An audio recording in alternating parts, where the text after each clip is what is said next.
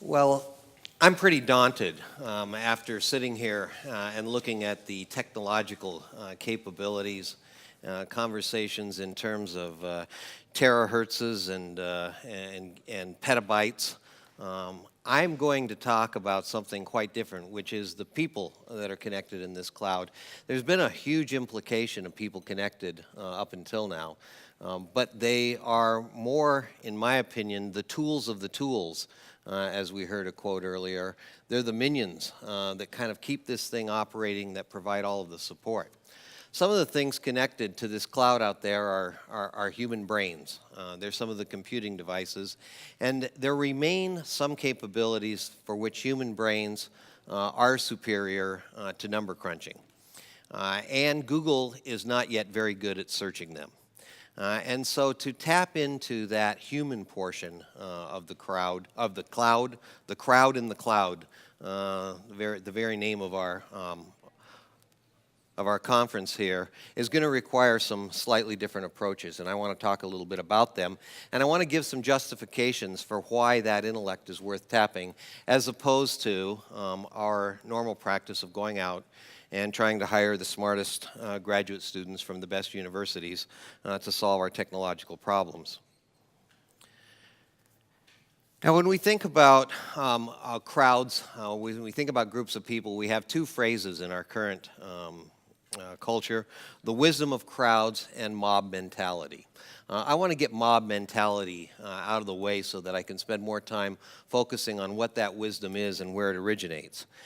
I raised 3 teenage boys. In the course of raising those boys, long before I had any involvement in the subject of collective intelligence, I had a rule that I told them when they were heading out to the evening with their friends. And I said, remember, there is a collective intelligence to you and your group of friends, and it looks something like this.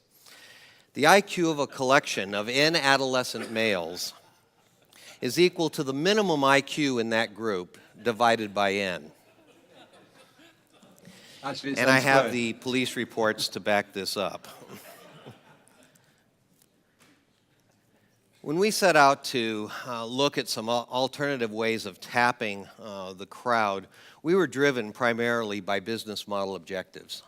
This was not an exercise in how interesting this might be or where we can push the boundaries of this theory, but we knew certain things about work in the life sciences, work in the pharmaceutical industry.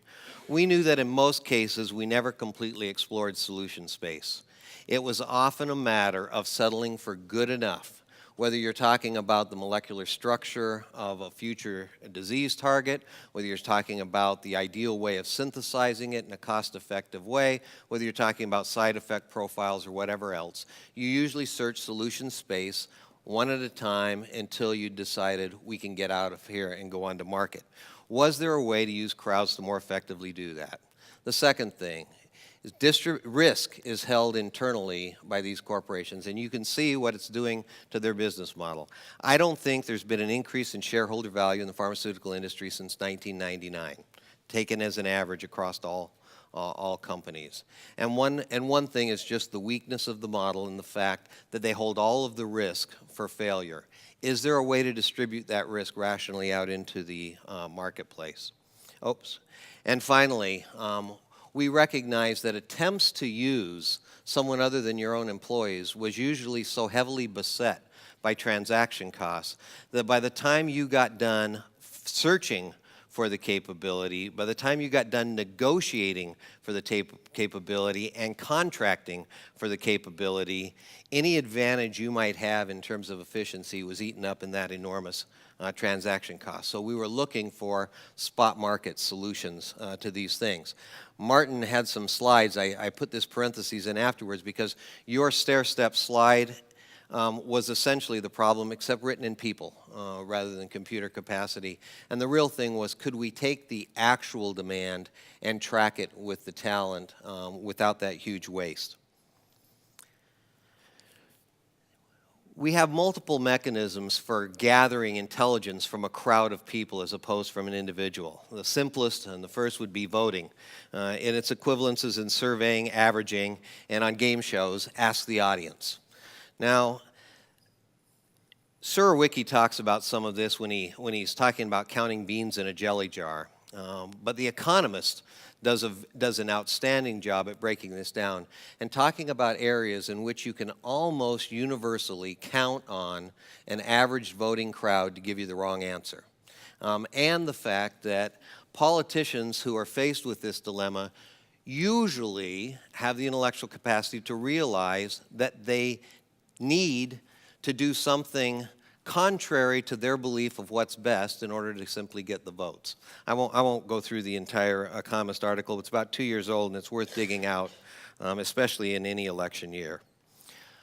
Trading is another mechanism, and the ability of traders to accurately assess a corporation's market value at any given time have been written about and discussed exhaustively. And some have tried to apply this, including us. We looked at it as a way of predicting the outcomes of portfolios where there was a great deal of uncertainty, and the information that was in subspecialties of toxicology and pharmacology and chemistry was not effectively aggregated as you put portfolios together.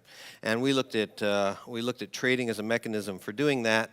And in fact, a recent launch from MIT known as Crowdcast the Farmer's Market, spelled with a PH, is actually out there trying to predict the viability of drugs that are in an early stage before phase 2 data is available on them. Collaborating has been often a way in which we hope to pool the knowledge of individuals in team structures. These things work. Irving and I both happen to serve as advisors to the Center for Collective Intelligence at MIT.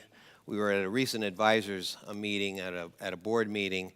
Fascinating information about to come out in the ways of measuring collective G, or the intelligence of groups that they've been working on, but are only going to be publishing in this coming year. And then finally, crowdsourcing, and that's where I will focus my attention as to why there is actually an intelligence located in crowdsourcing and how one goes about accessing it. So the InnoCentive solution, the platform that we'll talk about, is actually an old one. In the sense that if you recall at least the Wild West of the United States, an outlaw that was wanted would have their picture posted on the sheriff's door. Anybody who brought them in on the back of the horse would be entitled to a $1,000 reward or whatever it might be. This was essentially a crowdsourcing solution for law enforcement when you had too few rangers out taking care of things. Update that to modern times. What we've got on one side of the equation is seeker companies, foundations, governments. On the other side, we've got a population of solvers, which numbers around 200,000. And so these are individuals whose minds we can search and who can bring solutions to a stated problem. And all this is mediated through a web platform in the middle. This is what this morning's web looked like under one of the particular pavilions. I pulled up chemistry. Here we have a $20,000 bounty on a release mechanism to release something, a payload in a burst fashion, a synthetic DNA management software with a bounty of $45,000, a biocide formulation to improve adherence in wet environments, not wash away in the rain, essentially, of $20,000. These are the types of problems. They're boiled down. They're pocket size in the sense of we don't post, please cure cancer. We don't post, please, stop climate change. We rather go in, break the problem down into what we would consider a bite-sized, digestible piece, and we post that to our community. These are some of the companies and organizations that are using it. It's not only, as you can see, corporations, but it's foundations like the Rockefeller who use this, and government agencies such as NASA. In fact, I have to miss tomorrow to stop by and speak to in D.C. to some of the NASA representatives and their group of advisors in the areas of space medicine. This is the other side of the equation. This is solvers. They look to you like any collection of diverse worldwide human beings. I can assure you, though, these are not the usual suspects. These are not the people you would have taken the problem to. In fact, there's not a face up there that you would look at their resume and their history and you'd say, you know, that's the person I want to recruit. That's what happens when you cast these things out to the crowd. And where does that particular type of intelligence reflect? Now, I might suggest that there is a progression of sorts going on here between human and machine on one axis and serial and parallel processing on the other. Serial and parallel may not be the best words here. Perhaps local and distributed would be better. But I chose serial and parallel because at the time I was trying to convince executives that they wanted to give up their white-coated laboratory staff and they wanted to go out to a crowd of unknown individuals, I drew parallels to combinatorial chemistry. So anyone who's familiar with that would recognize why I was using the serial and parallel nomenclature. Well, we start down here with humans, and I chose a problem that everyone in the room can solve, finding the cube root of 273, but which I know no one in the room would ever bother to sit down and do. What you'd do is you'd punch it into your calculator. You would use a machine to solve a problem like this. In fact, I didn't even punch it into my calculator because when I pulled my calculator out while putting these slides together, I realized it didn't have a cube root function on it anymore. So I punched it into Google. I simply wrote cube root of 273, and the first answer came out with 6.48715, and then there were 27,600 other references related to it, all delivered to me in 60 milliseconds. Parallel processing, in order to help them understand what the machine equivalent was in a day when you didn't have parallel processing of human talent, I used the SETI at home images, which many of you no doubt recognize. And then down here to the human parallel processing. This is Amazon's Mechanical Turk, if you recognize that web shot, and InnoCentive, which I'll continue speaking about here. Now, I want to separate team crowd intelligence, which is something heavily studied in other venues and something for which we could benefit from an even deeper understanding of what we have. And I want to talk about it from the crowd as a whole. First of all, teams, you know, once they get past 5 or 6 or 7, start to become unwieldy objects just because of our limitations on social interaction. Whereas we're talking about things that might occur in the thousands initially, winnowing down to the dozens, or in some cases hundreds. And I'm going to suggest that this intelligence comes from 3 iddies. And the first iddy is diversity. If I were to be able to do this purely hypothetical arraying, and I could have some sort of godlike ability to peer into your intellect, your experience, your capabilities, and everything else, and I were to array all persons from most probable of solving a problem I'm planning to pose to least solvable, I would probably end up constructing something that looked typically like a power series or a kind of long tail. This is hypothetical. We don't know exactly what those functions look like or anything else, but it feels reasonable to imagine this. The ones on the left we call experts. And if the ones furthest to the left might be our Nobel laureates, our Stanford graduates, Tom, and as we move on off to the right, we find the rest of us. Now, one question that we've learned about power functions and long tails, especially in the internet age, and Amazon, I think being one of those that's taught us quite a bit, is that there is often more area under the curve out here in the skinny, flat part of the tail than there is in that narrow head.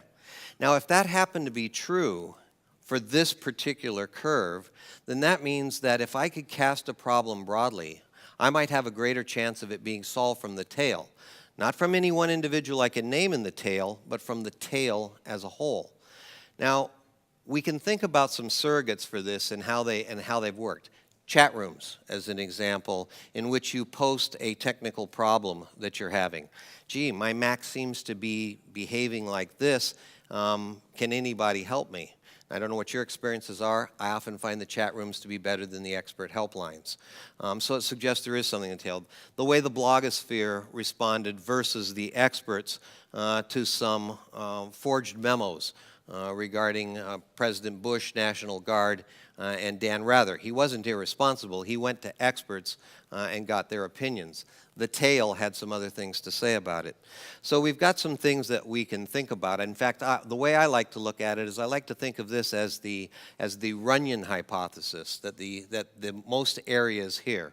And Damon Runyon, the playwright who wrote Guys and Dolls, said, "The race is not always to the swift nor the victory to the strong, but that is how you bet." And as long as you've got to bet in advance, i.e. hire an employee, hire a consultant, choose a lab, then I think you want to stick to the expert side of this. But if there are other ways to play that game, other kinds of business models, other kinds of organizational structures, you need to remember what the opening clause of his is. The race is not always to the swift. In fact, it is very often not to the predicted winner. Or I don't think horse racing would be quite as interesting an event as it is. Now, Kuhn, on the other hand, talked about the tail, where he said those major breakthroughs in any given field are often brought about by those peripheral to the field, standing on the edge, or those who are new to it, and we'll come back to that in a minute. I'm going to intersperse with this examples, because if all I talk about is theories here, it's going to be horribly dry and boring, and it's going to live too long in abstractions. So let me give an example. Roche conducted an experiment using InnoCentive that we weren't aware was even being conducted. They'd been trying to optimize a solution to one of their problems, and they don't want to be too transparent about what that problem was, but they'd been trying to optimize a solution over a 15-year period. They got this idea of crowdsourcing from reading the literature, and they said, let's post this to all Roche employees and see what kind of answers they get.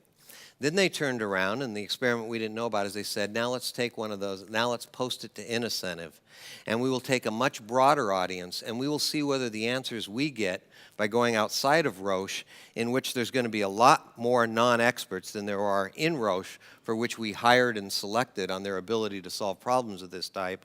Let's do a comparison between them. Now, this is the London Business School case study, and a few quotes out of that case study up here. It gives a little bit of detail of how it was conducted. They had about 1,000 eyes look at it over 1,000 readers look at it over a 2-month period. They received 113 proposals. As one of their directors said, I couldn't put 10 people in a room and have a brainstorming session. Seminar for 2 days for the same cost, all the travel involved, and I would have got a few hundred sticky notes rather than a notebook of 113 separate proposals.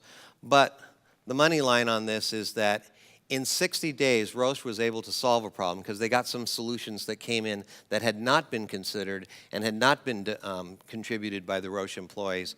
They were able to solve a problem that they've been tinkering with and optimizing for the last 15 years. The solutions provided, this 113 detailed proposals, actually mirrored the entire history of Roche's R&D program. All the solutions that they had tried, all the approaches they had tried came in, along with a few that they hadn't, that eventually led them to a resolution.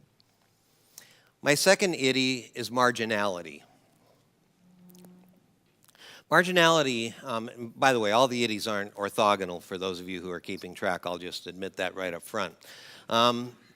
Marginality comes in because we recognize that not only is space mostly empty, and here's a picture of physical space, but so is problem-solving space mostly empty. There are a lot more ways not to twist around Rubik's Cube and get it to the right configuration than there are ways to do it. It's this emptiness of space and the ability to explore it that oftentimes determines... I can feel this thing falling. Here he comes. I have no idea. It's sort of shaped like a head, but I'm not sure whose. Did it fall apart?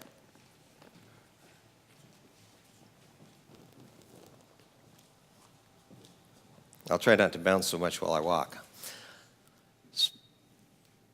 The normal way to approach a very complex challenge is to step into this solution space somewhere, to have a guided hypothesis, to be trained enough in your field that you can step in reasonably close.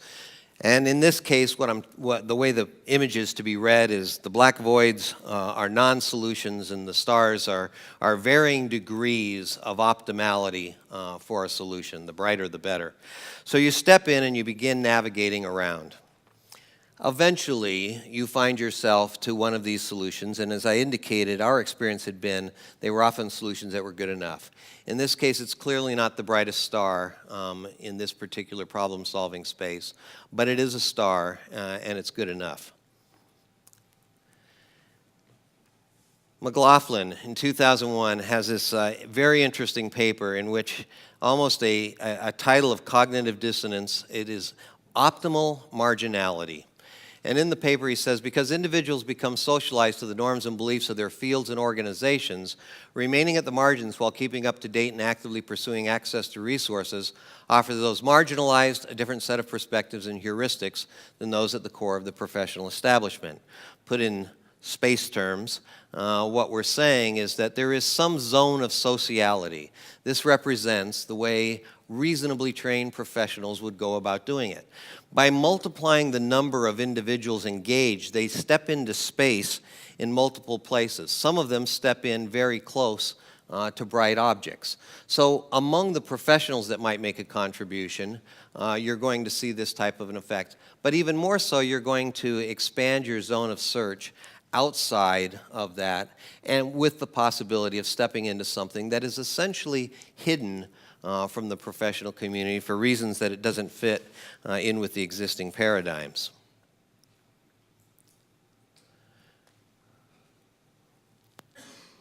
Here's one example, maybe not the best example of marginality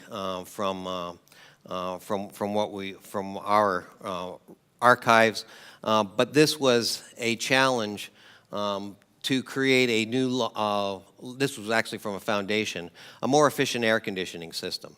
And the solution that they came to, and you know, there's probably people with some reasonable design capabilities right here in the room, but the solution they came to is use a fan that looks like this, based on some mathematical theories that I don't really understand.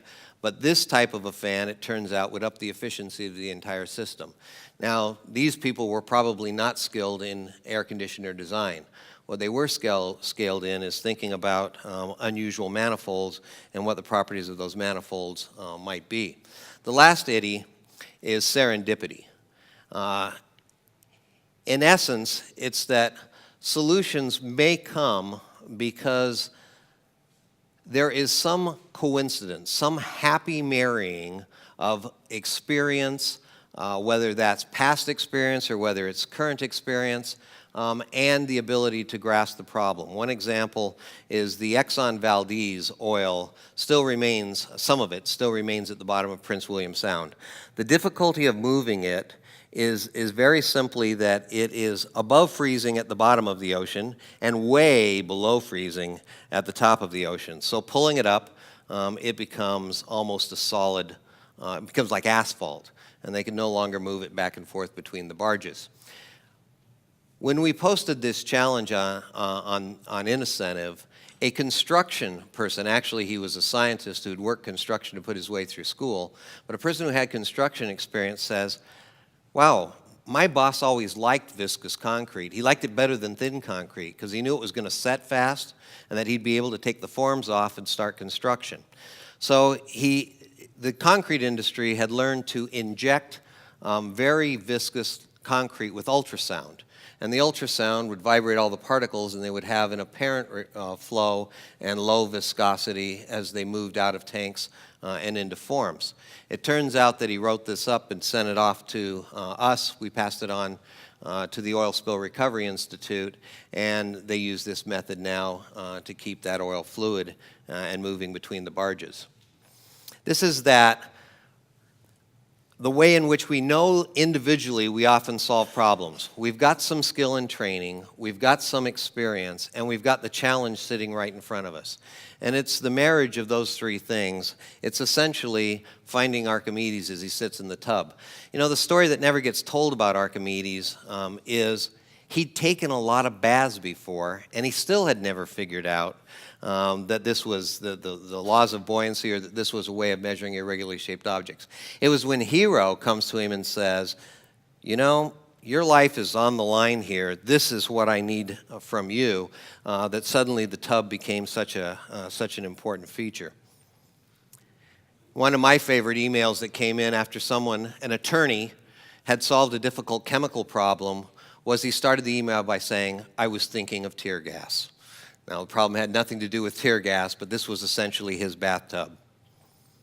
I'm going to skip the one on tuberculosis because I think we're wrapping up on time, and I really would rather take your questions. This is just an example of some of the kinds of problems that we have in our solve portfolio. In fact, you know, I realize that you'll see similarities between this X Prize, the the Earth Prize, and other kinds of things. But one of the differences are that by boiling these problems down into bite-sized pieces, though they remain fairly complex, as you could see from the examples, we've been able to do this over 900 times with over 500 awards to date. And almost always they come in with the kind of stories I told you, and they come in from people that you would have never gone out and hired. In fact, there is only one instance in the years I've been doing this in which I looked at the individual, I recognized the name, and I said, I'm not surprised that Dr. Tabor wrote this up. But that's 1 out of 550. Thank you. Thank you.